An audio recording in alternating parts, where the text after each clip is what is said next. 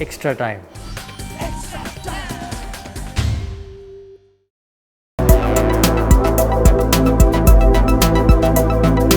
Mishti Kotha, Bengal's newest taste of sweets.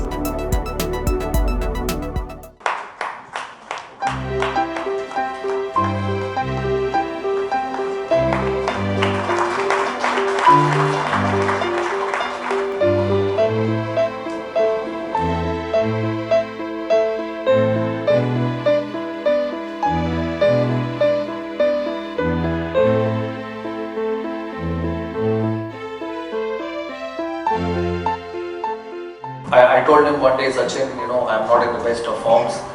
Why don't you play the first ball? He said, no, I'm in the best of forms.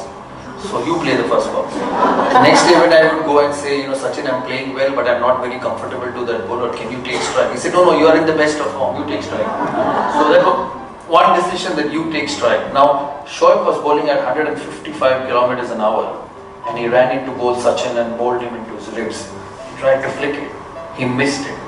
And I, at the non-striker end, heard a massive sound, and he doesn't wear chest pads. He showed nothing. The over finished, and he comes up to me, and he had this habit of tapping in the middle of the wicket. So I asked him, Sach, what is it? He said, I think I've broken a rib. I said, then? He said, don't worry, we'll see it after the game. He got a 70, and he played Shoaib for 5 overs after that. You couldn't see from the other end or anybody in the ground that he had a broken rib. At the end of the game, he went for an X-ray. There was fracture and he was out of the series. Now that is mind over matter. He could have actually held on to his rib, sat down, quietly walked off the field, because Tendulkar would come back in 6 years' time as well. But he stood there, he fought that battle, which would have actually helped him to come back and play him later. If he would have walked off that field that day with a broken rib and said, I'll come back later, he may not have been the same player. So it's the mind over matter which stood up, and that's why champions are produced, because you don't back off, and he didn't back off. Okay.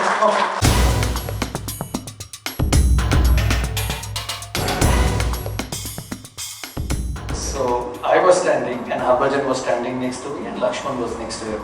So I took off the shirt. So Harbhajan, typical North Indian Punjabi, he said, "मैं भी खोल दूँ?" मैंने कहा हाँ बोल दे. Harbhajan stands to him, typical Sai Baba devotee from southern part of India. He keeps pulling Harbhajan's shirt down. No, you don't do it. So that was the team which I was leading. On one hand, I had Harbhajan Singh, who would actually, if you say jump from the roof of Lord's, will jump. And then you had Dravid and Lakshman. And for someone like Dravid, if you ask him the day before the test match, Jam, he used to be called Jam because his father worked in the Kisan Jam factory. So Srinath gave him the name Jam. And he used to ask Dravid, Jam, tomorrow is the test match, what would you do? He said, Sourav, I'll get up at 7:15, I'll be at the breakfast table at 8, I'll pick a banana, a juice, a cornflakes, and I'll be at the bus at 8:15. Now if you follow him in the morning, you'll see him exactly, he will do that. And there was somebody, I won't take names, when you came out of your room, you had to knock his room and say, get up, it's a test match day, we have to go to the ground. So there were different personalities, but that what made the team special. If you had all good people in a class, then the class would not be fun. So you had Harbhajan at one end, you had Zahir at the other, Yuvraj at the other, and then you had Lakshman and Dravid and Kumble on the one side. So as I kept taking my shirt off, there was somebody who was saying, maybe go to. Another was saying, no, pull it down. So that's why that team was special.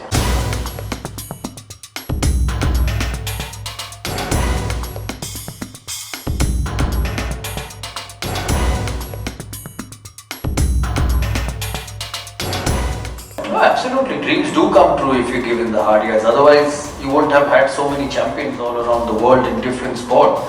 Jhulan for women's cricket, Tendulkar for India. You look at football, you've got Maradona, Ronaldo, now Messi.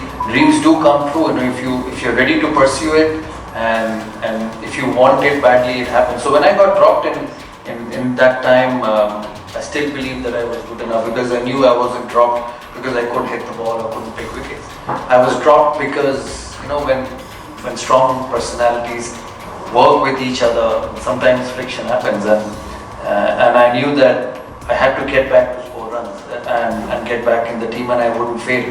I had a huge belief in myself over the years, when I started. It wasn't the same when I was young, when I played first class cricket, when I hadn't got into the national side.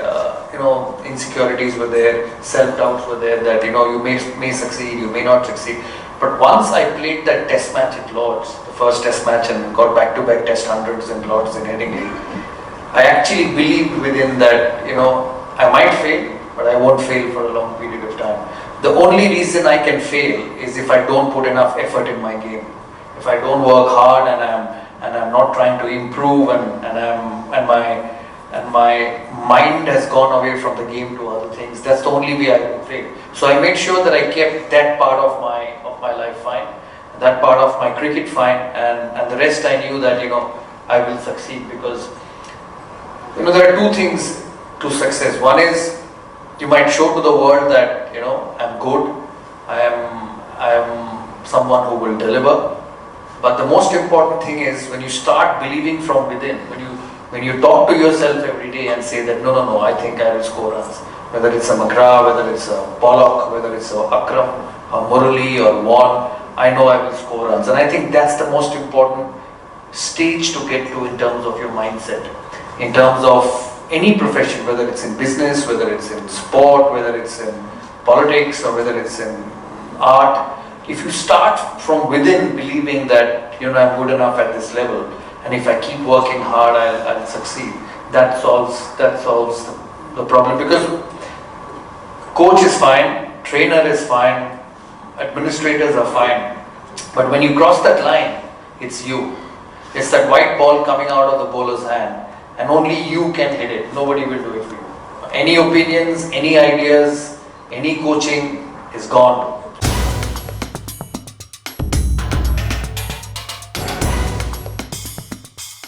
When I play the sport, I only play to win. I might lose a few games, but at the end of the tournament, at the end of a series, you must finish on the winning side. That's the only way I look at sport or anything I do. Sometimes it's a problem also because you don't find a way to get away from it, and you're so involved and you're so deep rooted to anything you do that it becomes an issue at times. But Delhi always had a young team, had a lot of talent. But in sport, it's about bringing everyone together with the same purpose of winning. So when I joined them this year from nowhere, I joined them and Ricky was there with me. Ricky Ponting, who was the head coach. So when we both met before the start of the tournament, I said, Ricky, it's no point playing cricket like this. Delhi has never reached the playoffs for the last 8 years. So, you've been in World Cup winning teams. Ricky won the 2003-2007 World Cup as captain of Australia. I've played in winning teams, maybe a runners-up in the World Cup, but you still needed to get to the final. So I said, we can't play cricket like this. We might lose, but we might fight every day for the next 16, 17 games of the IPL. We had a young team. It was important to get them to believe in themselves. When I played, it was a bit different because I could actually go in the middle and do it.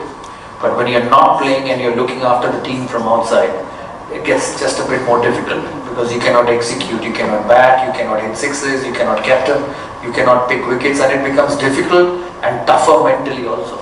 So I think a lot of credit should go to the players who actually turned it around. Yes, we guided them, we showed them the right way, how to play, how to prepare for matches, how to think before a game, how to execute what you want to do. But at the end of the day, it's the players who did it. So a lot more credit to them.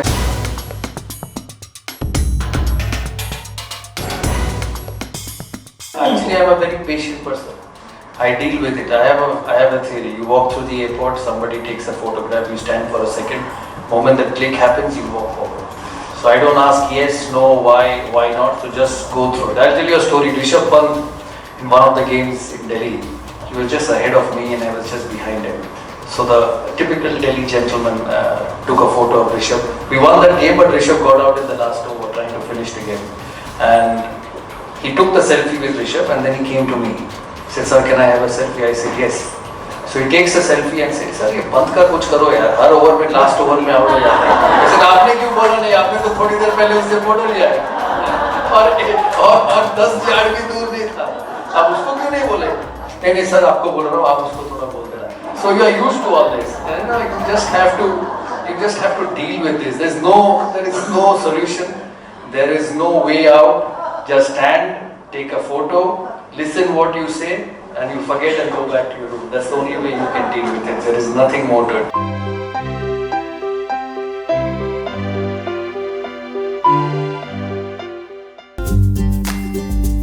Hit the subscribe option and the bell icon to get all the exclusive sports videos on Extra Time.